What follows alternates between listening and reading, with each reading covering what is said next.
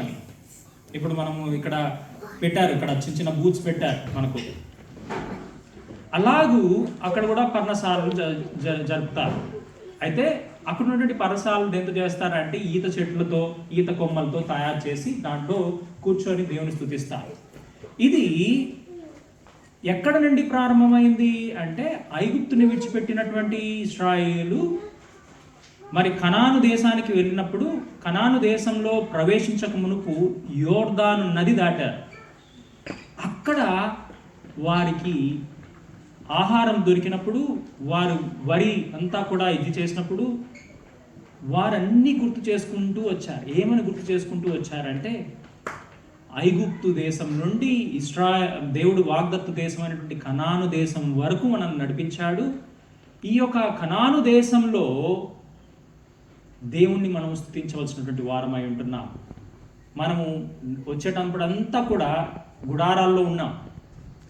కొన్నిసార్లు ఎడార్లో ప్రయాణం చేస్తున్నప్పుడు వాళ్ళు ఇశ్రాయేలు గుడారాల్లో ఉన్నప్పుడు, గుడారాల్లో స్థలం సరిపోకపోతే బయటకు వచ్చి ఆ ఆరు బయట కూడా పడుకొని ఆకాశాన్ని చూస్తూ దేవుని స్తుతించేవారు. పగలు మేఘస్తంభంగాను, ఆ రాత్రి అగ్నిస్తంభంగా దేవుడు నడిపించాడు. అవన్నీ గుర్తు చేసుకుంటూ అన్నీ, ఆహారం లేకపోతే పూరీలను ఇచ్చాడు, మరి దాహానికి నీళ్ళు లేకపోతే కొండను పగలగొట్టి నీరిచ్చాడు, మరి నడచడానికి మార్గం లేకపోతే ఎర్ర సముద్రాన్ని చీల్చాడు. ఇవన్నీ గుర్తు చేసుకుంటూ ఏ ఒక్క రోజు కూడా కడుపుకి ఆకలితో పడుకోకుండా ఆహారం ఇచ్చాడు దేవుడు అని గుర్తు చేసుకుంటూ దేవుని స్తుతించారు. అందుకనే కదా మనం పాఠం, నీవు చేసిన మేళ్లకు నేనేమి చెల్లించదును అనే పాడుకున్నాం. అంటే ఈ యొక్క సంవత్సరం అంతా ముందుకు వచ్చేసాం, నవంబర్ నెలకు వచ్చేసాం. మరి గుర్తు చేసుకుంటే ఎన్ని స్తుతులు చెల్లించవలసిన వారం అంటున్నాం. చాలాసార్లు మనము ఈ యొక్క స్తుతులు 31వ తేదీ గుర్తొస్తుంది, ఎప్పుడు డిసెంబర్ నెల 31వ తేదీ. అప్పటికి ఏమవుతుందంటే మళ్ళీ సంతోషం ఎక్కువైపోయి కొన్ని మర్చిపోతాం. ఎందుకు? కొత్త సంవత్సరంలో వస్తుంది, కొత్త బట్టలు, కొత్తవి అన్నీ. కానీ ఈ యొక్క హార్వెస్ట్ ఫెస్టివల్లో it is a day of remembrance. ఇది జ్ఞాపకం చేసుకోవడానికి ఒక గొప్ప ఆస్కారం కలిగినటువంటి సమయం. It's a day of thanksgiving. ఇది దేవునికి కృతజ్ఞతాస్తుతులు చెల్లించేటువంటి సమయం. అందుకనే ఇదే ఫెస్టివల్ని అమెరికాలో ఏమని చెప్తారంటే థ్యాంక్స్ గివింగ్ అంటారు. అందుకనే వాళ్ళు ఒకరికొకరు థ్యాంక్స్ గివింగ్గా దేవునికి సమర్పిస్తున్నప్పుడు ఇంటికి ఆహ్వానిస్తారు. మరి ఒక క్రిస్టియన్ వెబ్ సిరీస్లో చోజన్ అనే దాంట్లో సుక్కోతు పండుగ జరుగుతున్నారు. దాంట్లో మగ్దలేని మరియా ఆమె కూడా ఎట్లాగా దేవునికి సమర్పించిందంటే, ఎట్లాగా ఆహ్వానించిందంటే సుక్కోతును, ఆమె ఇంట్లోనే ఒక చిన్న టేబుల్ పెట్టుకొని ఆమెకు చుట్టూ ఉన్న వారిని ఆహ్వానించినప్పుడు మరి బీదవారు, ఆమెకు తెలియని వారు కూడా వచ్చి దేవుని ఆహారం తిని దేవుని స్తుతించారు. అయితే ఈ విషయాన్ని మనం జ్ఞప్తి చేసుకుంటే మరి కృతజ్ఞతాస్తుతులు మనము చెల్లించవలసినటువంటి వారం అంటున్నాం. మనకు దేవుడిచ్చిన దాన్ని బట్టి దేవునికి కృతజ్ఞతాస్తుతులు చెల్లించవలసిన వారం అంటున్నాం. సరే, ఇది మోషేతోనే ప్రారంభమైందా, మోషేకి ఆజ్ఞాపించాడు దేవుడు అక్కడితోనే ప్రారంభమైందా అంటే కాదు. దీనికి పూర్వం ఎక్కడుంది తెలుసా? కయ్యూను హేబేల్తోనే ప్రారంభమైంది. అంటే మొదట మానవునికి జన్మించినటువంటి కుమారులతోనే ప్రారంభమైంది. నేను వచనాలు మీకు చూపించట్లేదు కానీ మరి ఆది కాండంలోనే మరి శ్రేష్టమైనది హేబేలు దేవునికి తీసుకొచ్చాడు, అర్పణగా తీసుకువచ్చాడు. ఏదో ఒకటి కాదు, శ్రేష్టమైనది దేవునికి తీసుకొని వచ్చాడు. కయ్యనైతే ఎంతో కంతలేని కొంత తీసుకొచ్చాడు. మరి దాన్నే హెబ్రీయులు రాసిన పత్రిక 11వ అధ్యాయంలో రాస్తూ ఏమని రాస్తాడంటే పౌలు, మరి విశ్వాసమును బట్టి హేబేలు శ్రేష్టమైన బలిని తీసుకొచ్చాడు అని రాయబడి. అంటే అక్కడ విశ్వాసం ఏముంది? విశ్వాసం అంటే ఏంటి? కనిపించనిది తీసుకురావడం, కనిపించనిది ఉన్నదని అనుకోవడం కదా. అక్కడ విశ్వాసం ఏముంది? విశ్వాసాన్ని బట్టి చేశాడు అంటే మనము క్రైస్తవులముగా గమనించవలసిన విషయం ఏంటంటే, దేవుని పైన విశ్వాసం ఉంచినప్పుడు దేవా, అక్కడ 2 భాగాలు ఉన్నాయి. ఒకటి, ఇంతవరకు సహాయం చేశావు, అందును బట్టి స్తుతులు. రానున్న సంవత్సరాల్లో, రానున్నటువంటి దినాల్లో కూడా నాకు సమృద్ధి, సంతృప్తి కలుగు చేయువాడవు నీవే అని విశ్వాసాన్ని బట్టి సమర్పించాడు. మరి దేవునికి మనం సమర్పించేటప్పుడు కూడా ఆయన చేసిన మేలు తలుచుకోవాలి. రానున్నటువంటి దినాల్లో ఆయన చేసేటువంటి పనుల విషయమై స్తుతులు చెల్లించవలసినటువంటి వారమై ఉంటున్నాం. అలాగున మనము స్తుతులు చెల్లించవలసినటువంటి వారమై ఉంటున్నాం. ఇంకా మనం గమనించినట్లయితే ఇది a day of remembrance, a day of thanksgiving అని చెప్పాను కదా, అలాగనే ఏ డే ఆఫ్ ఫెలోషిప్. ఇది కుటుంబాలుగా వచ్చి జరుపుకునేటువంటి పండుగ. మరి ఆ యొక్క పర్ణశాలల్లో ఏం చేస్తారు అంటే, వాళ్ళు పడుకొని దేవుని వాక్యాన్ని నెమరు వేస్తూ ఆకాశం వైపు చూస్తూ దేవుని స్తుతిస్తారు. ఆ సమయంలో తల్లిదండ్రులు, పిల్లలు అందరూ ఆ ఈత చెట్ల మధ్య పడుకొని దేవుని స్తుతిస్తారు. అంటే మనకి ఇక్కడ సాధ్యం కాదులేండి, ఎందుకంటే ఈ చలిలో మనము బయట పడుకున్నామంటే ఇంక అంతే సంగతులు. కానీ ఎడారిలో వాళ్ళకి ఈ టైంలో చాలా బాగుంటుంది. వాళ్ళు ఆ ఈత చెట్ల మధ్య ఆకాశంలో నక్షత్రాలు చూస్తూ, దేవుడు చేసినటువంటి సృష్టిని చూస్తూ వాళ్ళు దేవుని స్తుతిస్తారు. అలాగున మనం కుటుంబాలుగా చేసేటువంటి పని. అందుకనే ఏ డే ఆఫ్ ఫెలోషిప్ అని చెప్పబడుతూ ఉంది. అలాగనే మనం చూసినట్లయితే ఈ యొక్క కోతకాల పండుగ, హార్వెస్ట్ ఫెస్టివల్ అని తెలుగులో కోతకాల పండుగ అంటారు. ఈ కోతకాలం గురించి బైబిల్ గ్రంథంలో అనేక రకాలుగా ప్రస్తావన ఉంది. అసలు కోతకాలము ఎలాగూ వస్తుంది అంటే, మొదట విత్తు కాలం ఉన్నప్పుడే కోతకాలం వస్తుంది.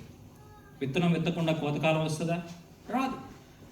అందుకనే ఆదికాండంలో చెప్పబడినటువంటి మాట ఏంటంటే, ఆదికాండం 8వ అధ్యాయం 22వ వచనంలో ఏం రాయబడిందంటే, భూమి నిల్చున్నంత వరకు వేదకాలము, కోతకాలము, శీతోష్టములను, వేసవి, శీతకాలమును, రాత్రింబగలను ఉండక మానవని తన హృదయంలో అనుకున్నాడు. ఎవరు? దేవుడు అనుకున్నాడు. అంటే there will be A seed time and harvest time.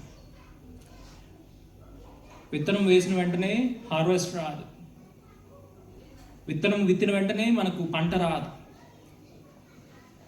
అయితే విత్తనము విత్తి వేచి ఉండి మనము కోతకాలానికి వస్తాం. ఈ యొక్క సమయంలో, మధ్యలో ఉన్నటువంటి సమయంలో దేవుడే కార్యం చేసేవాడు ఉన్నాడు. అందుకనే అపోస్తలుడైన పౌలు ఏమంటాడంటే, విత్తువాడును నేను, నీరు పోయేవాడు మరొకడు, వృద్ధి కలిగించేవాడు దేవుడే అంటాడు. అంటే ఈ విత్తనాన్ని గురించి మాట్లాడినప్పుడు చాలా రకాలైనటువంటి విషయాలు మనము గుర్తు చేసుకోవచ్చు. మరి ఈ యొక్క ఈస్ట్ లండన్ ప్రాంతంలోనే నేను అసోసియేట్ పాస్టర్గా కూడా కొన్ని మరి చర్చ్లో నేను సేవ చేసినప్పుడు ప్రతి వారము శనివారము, ఆదివారము బయటకు వెళ్ళి పాంప్లెట్లు పంచేవాళ్ళం.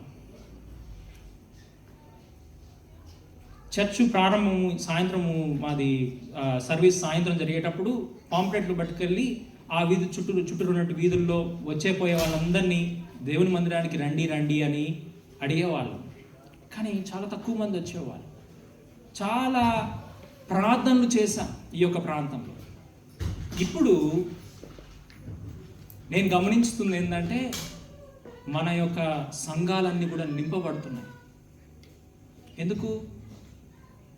మాట ఒక విత్తనం, సువార్త ఒక విత్తనం, ప్రార్థన ఒక విత్తనం, దాని ఫలితము వెంటనే చూడడం. చాలాసార్లు మన జీవితాల్లో కూడా ఇట్లా ఇన్స్టెంట్గా అయిపోవాలా, మనకు మైక్రోవేవ్ లాగా కుక్ అయిపోవాలనుకుంటాం. కానీ కాదు. దేవుని సన్నిధానంలో మనం మొరపెట్టినప్పుడు దాని యొక్క ఫలితానికి సమయం వస్తుంది. కొన్నిసార్లు దేవుని యొక్క అద్భుత రీతిగా దేవుడు కార్యం చేసేసి వెంటనే జరగచ్చు.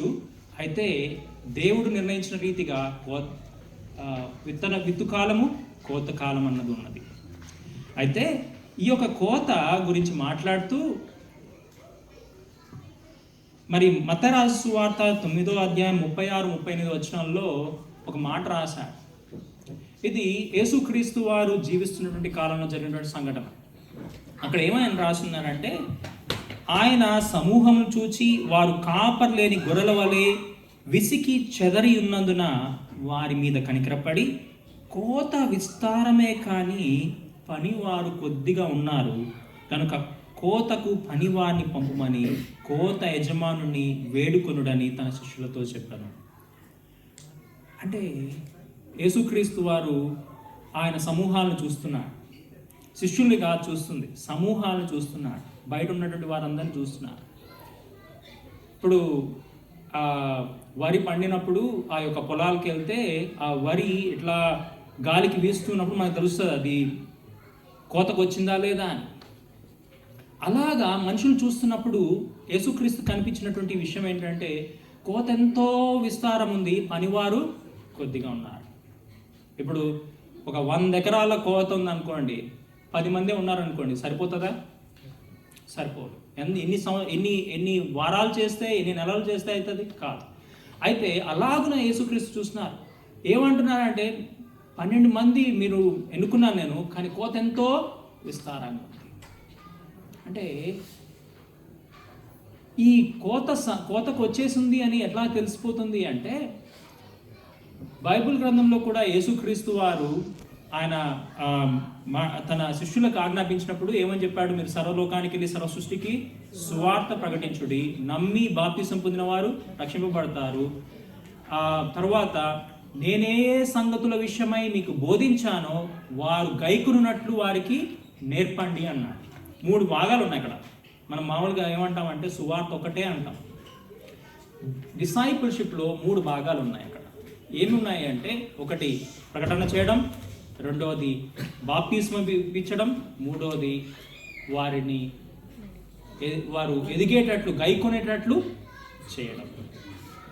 ఇది గైకొన్నట్లు చేయడం అంటే ఒక రకంగా ఆచారంగా చేయాలి అనేటట్టు చేయడం అన్నమాట. అంటే శిష్యత్వంలో కూడా ఆచారపరంగా మనం చేయవలసినటువంటి వారంగా ఉన్నాం. మరి ఇశ్రాయేలీయులు ఎందుకు ఆ పండుగలను ఎందుకు ఆచరించాలి అని చెప్పాడంటే, మోషే ఆచారపరంగా చేసినప్పుడు వారు నేర్చుకొని దాన్ని చేస్తారు అని. అంటే it will become a habitual for them to praise God, thank God, remember God and do the fellowship. అందుకనే ఆదివారం ఎందుకు మందిరానికి వెళ్తాము అంటే దానికే. ఎందుకు మనము రోజు కుటుంబ ప్రార్థన చేయాలి అని ఎందుకు చెప్తాం మన పిల్లలకి అంటే, ఆ విధంగా వారు నేర్చుకుంటారు, ఆ విధంగా వారు ఎదుగుతారు దేవునిలో అని. అట్లాంటప్పుడు మాత్రమే ఇలాగ మనం అందరం కలిసి మళ్ళా వేరే దేశానికి వచ్చినా కానీ చదిరిపోం. దేవుడు మనకు చిన్నప్పుడు నేర్పించిన విషయాలను మనం నేర్చుకునే వారంగా ఉంటాం. అయితే అక్కడ 3 భాగాలు చెప్పాను కదా. ఆ శిష్యత్వంలో 3 భాగాలు ఉన్నాయి. ఒకటి ప్రకటన చేయడం, నమ్మిన వారికి బాప్తిస్మం ఇప్పించడం, మూడవది వారు యేసుక్రీస్తు వారు చెప్పినట్లు అవన్నీ గైకొనేటట్లు వారికి నేర్పించడం, చూడడం. మరి యేసుక్రీస్తు వారి కోతంత విస్తారంగా ఉంది అంటే ఆయన చూసింది ఏంటి అంటే, అప్పటికే నమ్మిన వారు చాలామంది ఉన్నారు, వారిని ఎలాగూ నడిపించాలి అనేది. అలాగున మనకు కూడా బాధ్యత ఉన్నది. ఆ బాధ్యత ఏంటి అంటే, మనము దేవుని యొక్క పరిచర్యలో మనం రక్షణ పొందడమే కాదు, we can be part of something big with unity. మనము గొప్ప పని నిమిత్తమై కలిసి మనం పని చేయగలిగిన వారం కన్నా. ఈ యొక్క ఏటీసీ వారి యొక్క ఉద్దేశాన్ని కూడా నాకు చాలా ప్రోత్సాహకరంగా అనిపించింది. ఎందుకంటే సహోదరుల ఐక్యత కలిగింది దేనికి అంటే, దేవుణ్ణి గణపరచడానికి, అలాగుననే ఇతరులను దేవుని శిష్యులుగా చేసి వారికి ఉన్నటువంటి అవసరతలను దేవుని ఎదుట పెట్టి సహాయపడగలిగిన రీతిగా సహాయపడము అనేది మరి ఈ యొక్క వారి యొక్క విజన్లో రాసుకున్నారు. అలాగున మనము సహాయపడవలసినటువంటి వారమై ఉంటున్నాం. అలాగున మనం చేసినప్పుడు ఎలాగూ అభివృద్ధి పొందుతాం తెలుసా? అన్ని విత్తనాలు అన్నీ 100% రావు. 30 దంతులుగా, 60 దంతులుగా, 100 అంతలుగా ఫలిస్తాయి. అయితే విత్తడం మన పని, నీరు పోయడం ఇంకొకరి పని అయి ఉండొచ్చు. మరి కోత కోయడానికి దేవుడే మనుషుని పంపిస్తాడు. మనం ప్రార్థించవలసిన వారమై ఉంటున్నాం. యజమానుడు ఆయన.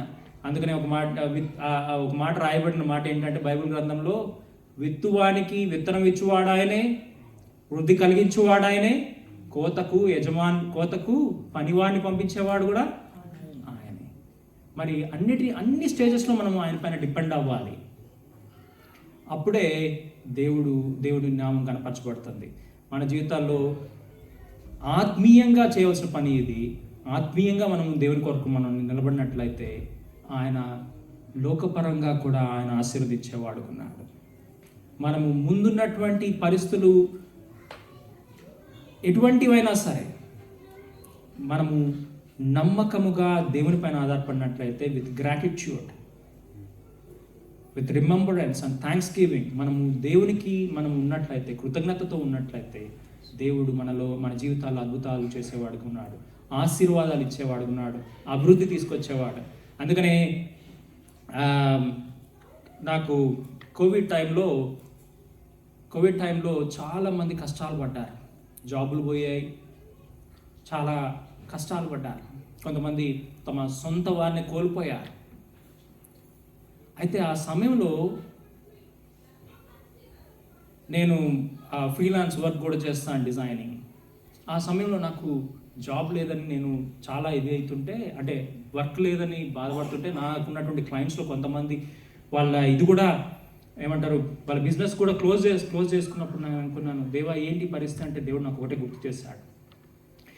కరువు కాలంలో ఇస్సాకు విత్తనం విత్తితే 100 అంతల ఫలం పొందాడట.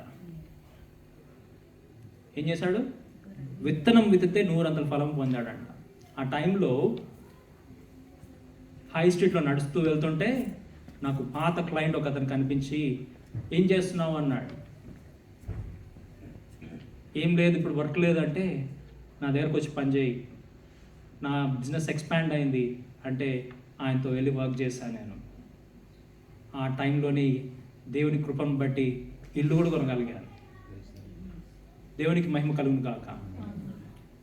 In the time of famine God can bring the increase.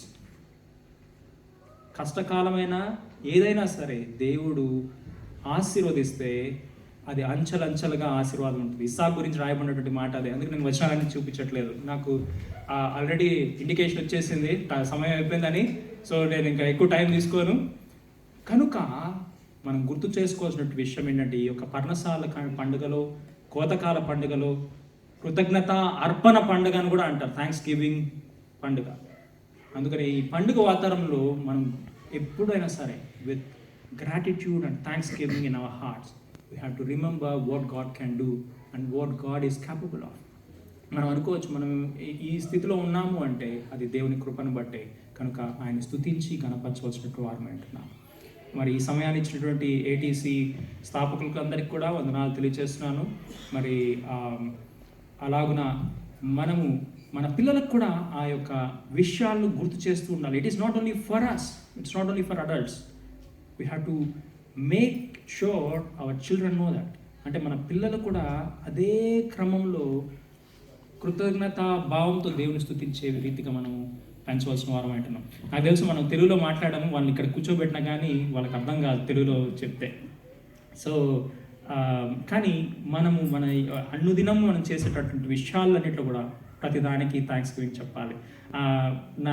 నా పెద్ద కూతురు మేము నేర్పించింది ఏంటంటే, ఏదైనా కొత్త వస్తువు వస్తే దానికి ప్రేయర్ చేయమని. చిన్నప్పుడు దానికి మాటలు రానప్పటి నుంచే మేము ఆ యొక్క చెప్పామన్నమాట, థ్యాంక్స్ చెప్పాలి, దేవుడు ఇచ్చాడు ఇది అని. అది ఎట్లా పెట్టుకుంటుంది అంటే ఇటు పెట్టి థ్యాంక్ యూ జీసస్ అని పెట్టుకుంటుంది అంతే చిన్నప్పుడు. ఇప్పుడు బాగా ప్రేయర్ చేస్తుంది, అట్లా దగ్గర పెట్టుకొని thank you Jesus for the money that you have given, thank you Jesus for everything that you have given అని థ్యాంక్స్ చెప్పి ధరిస్తుంది. అది పెద్ద పాప చేస్తుంది కాబట్టి ఇప్పుడు చిన్న పాప కూడా చూసి నేర్చుకొని దానికి రాకపోయినా, మాటలు రాకపోయినా చేస్తారు. ఎందుకు? Because when we teach them it will happen. వాళ్ళు కూడా నేర్చుకొని దేవుని స్తుతిస్తారు. అలాగున మనము దేవుని స్తుతించి కనపరిచి ఆయన చేసిన మేలన్నిటిని బట్టి కృతజ్ఞతాస్తుతులు చెల్లించవలసిన వారమై ఉంటున్నాం. మరి ఓవర్ టు అన్న. Thank you for inviting me and giving this time. Praise be to God. Thank you Daniel pastor. Thank you very much. మనకి